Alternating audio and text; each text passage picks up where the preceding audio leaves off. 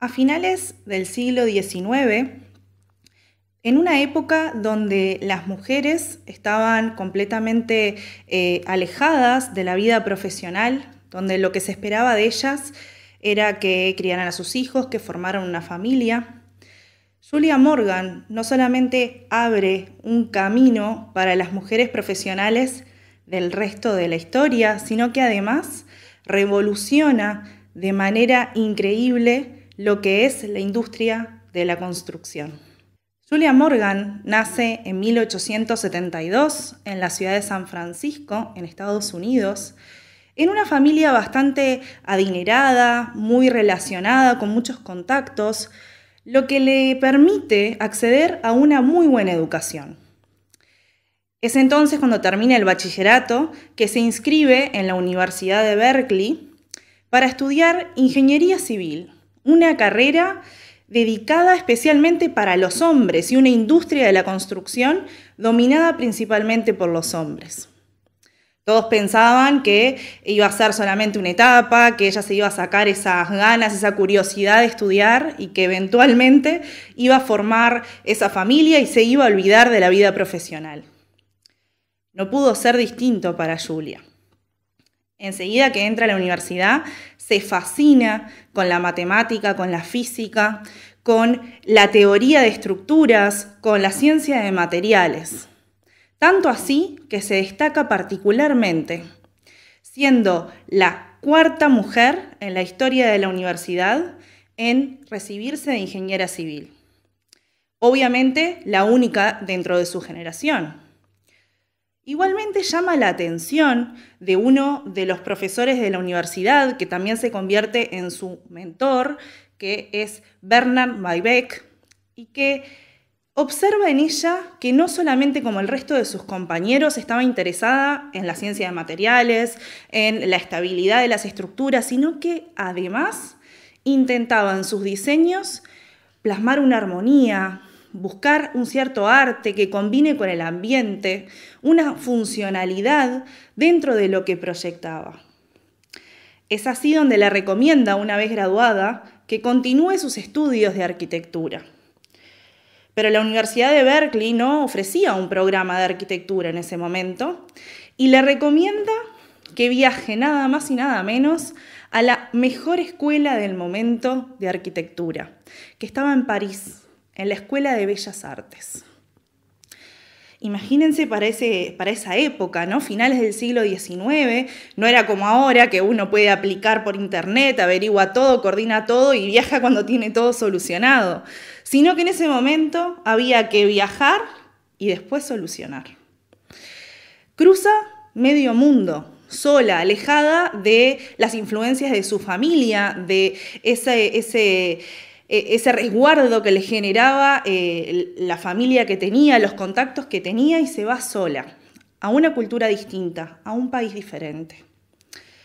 Allí se enfrenta con que esa escuela que tan maravillosa parecía a la distancia, no iba a ser tan fácil de acceder. ¿Cuál era el primer impedimento? Que existía una regla, no reconocida por escrito, pero sí de aplicación, de que las mujeres no podían entrar en la escuela de arquitectura. Segundo problema que tenía, que para poder igualmente, imaginemos que pudiese entrar, tenía que ser recomendada por algún profesional arquitecto reconocido del lugar. Problema 3, había una prueba de ingreso extremadamente difícil que sortear. Es entonces donde ella se pone manos a la obra, no se iba a rendir habiendo viajado y habiéndose mudado hasta Europa.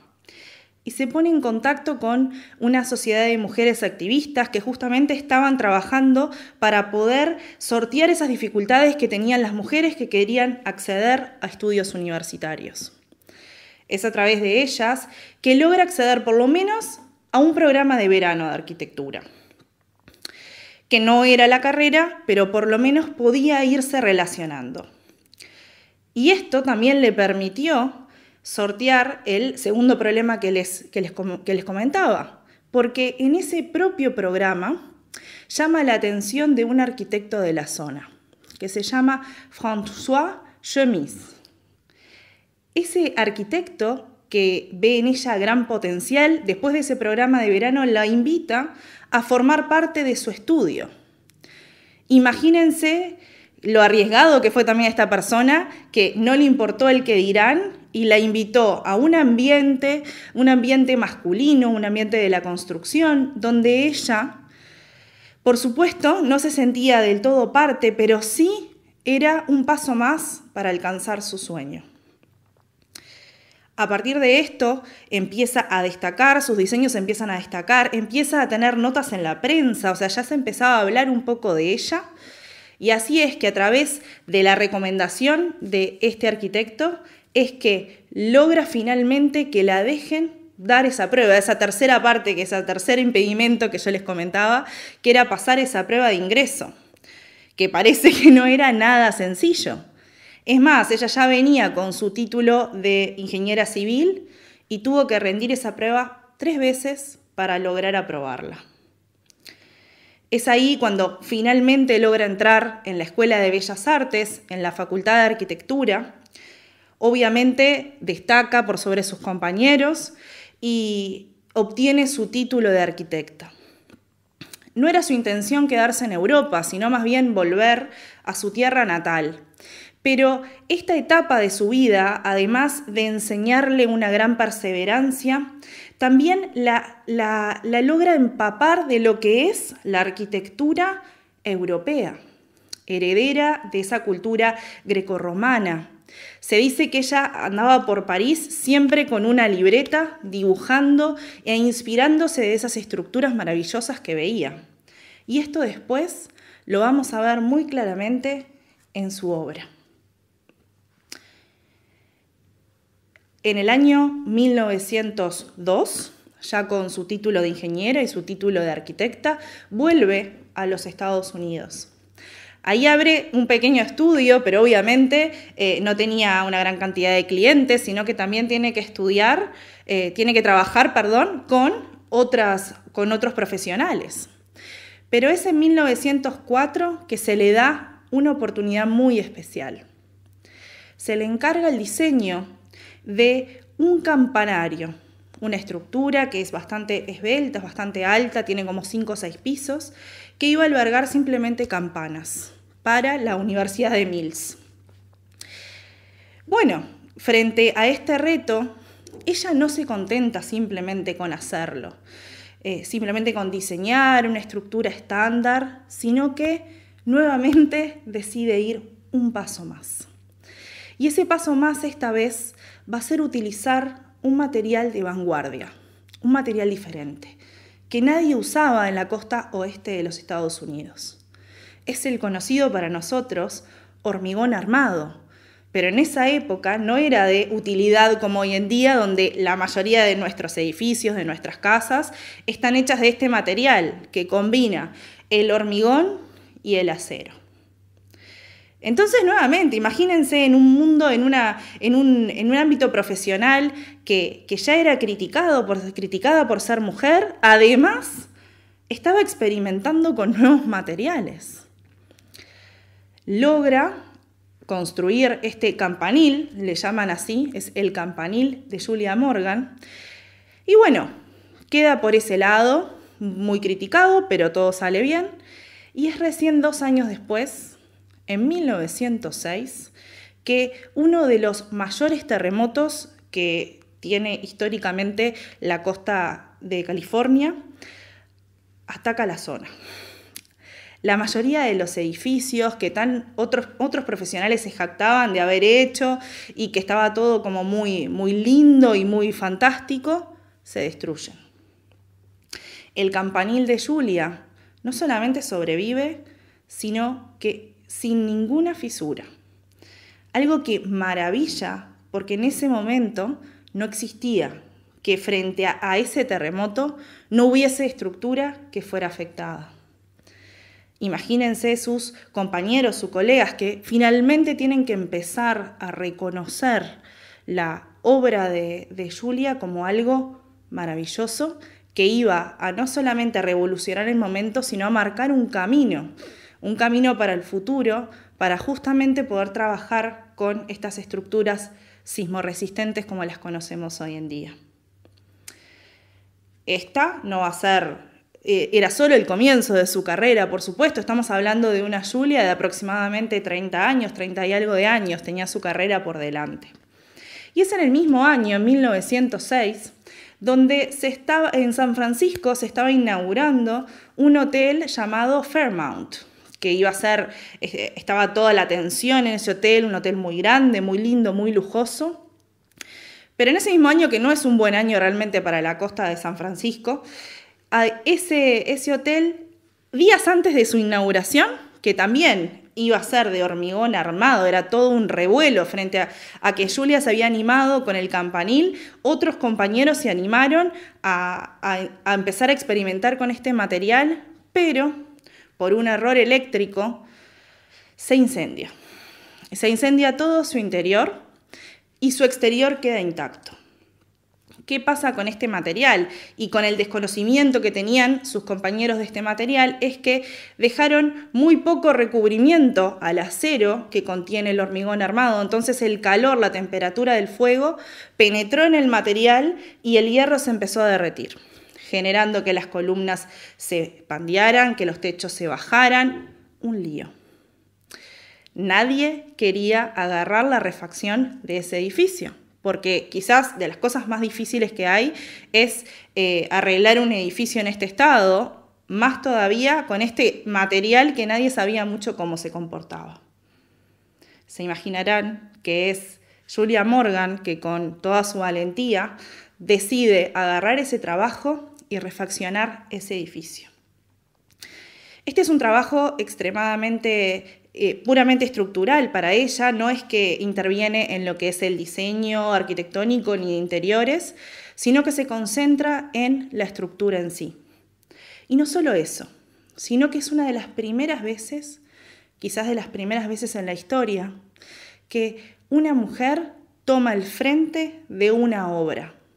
Porque hasta el momento eran diseños, eran planos, eran algunas visitas a la obra, pero siempre había un compañero que se encargaba de la gestión. En este caso lo hace directamente ella. Le dan un año de plazo, un plazo extremadamente acotado para lo que tenía que hacer. Y muestra no solamente una excelencia técnica, sino de un gran liderazgo, porque logra combinar de manera brillante en los equipos de eléctrica, los equipos de sanitaria, la balnearía, todo lo que necesitaba para que en ese año pudiesen arreglar ese hotel y se pudiese inaugurar. Por supuesto, se pueden imaginar que esto despega la carrera de Julia, ya dejaba de ser esa mujer que quería experimentar con esto de la construcción, sino se establece verdaderamente como una figura de renombre en ese rubro.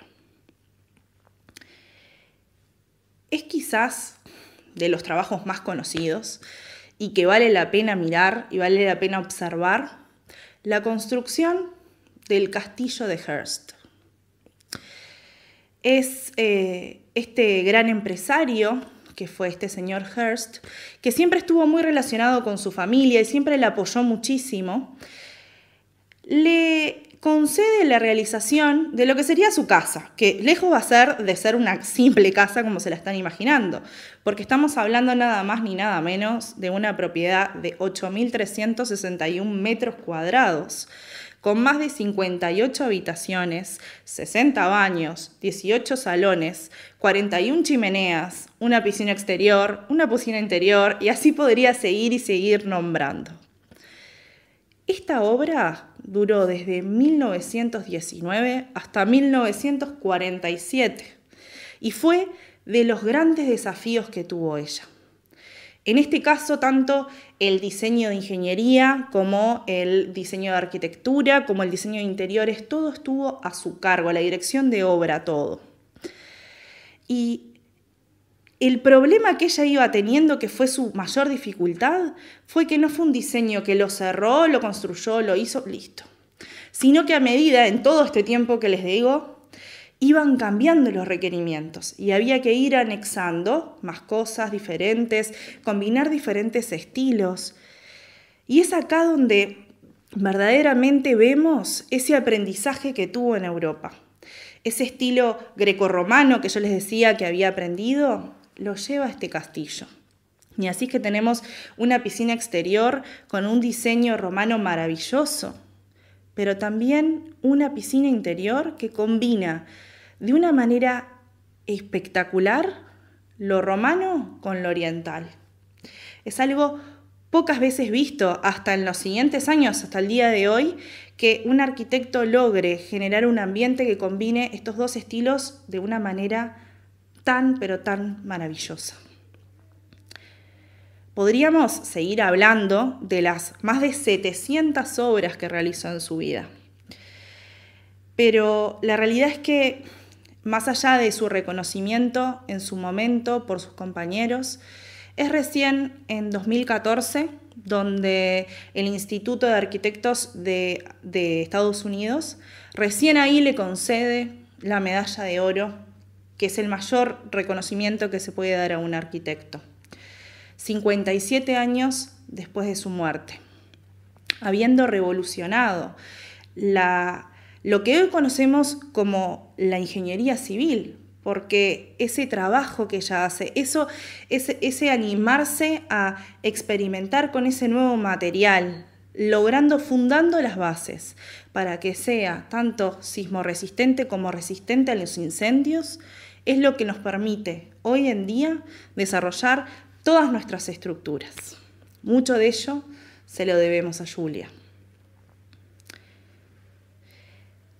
Quizás lo más importante no es recordar los datos biográficos de estas maravillosas mujeres que hemos traído esta noche, porque la realidad es que podríamos hablar de ellas tres como de tantos otros nombres más que me surgen a la mente, que han verdaderamente cambiado la historia.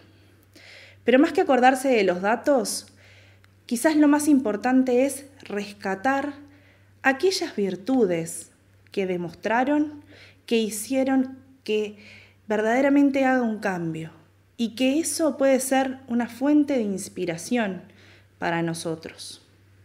Esa perseverancia, esa valentía, ese buscar otro camino cuando las puertas se cierran. Quizás muchas veces a nosotros nos pasa que cuando las cosas a veces se nos complican y nos parece muy difícil, lo primero que queremos hacer es tirar todo por la ventana y decir, esto no es para mí. Pero cualquiera de ellas nos enseñan que si algo realmente vale la pena, es que hay que esforzarse. Y quizás hay que buscar ese camino, quizás hay que darle esa vuelta de rosca, esa perseverancia, encontrar la forma, encontrar la propia voluntad, encontrar esa confianza en sí mismo. Porque si hay algo que estas mujeres nos han enseñado es la importancia de creer en uno mismo. No de cualquier manera, siempre buscando ese esfuerzo, siempre buscando el formarse, el aprender de otros, pero sí esa confianza en sí misma. Y eso es algo que nos puede inspirar a diario para cada batalla que tengamos que pasar en nuestra vida. Les queremos agradecer particularmente a la UNESCO por su auspicio y su apoyo en esta y tantas de las actividades culturales que realizamos, y además al equipo técnico que está detrás de cámaras que permite la realización de estos y de los demás videos que tenemos en nuestro canal. Muchísimas gracias por acompañarnos y nos veremos en otra oportunidad.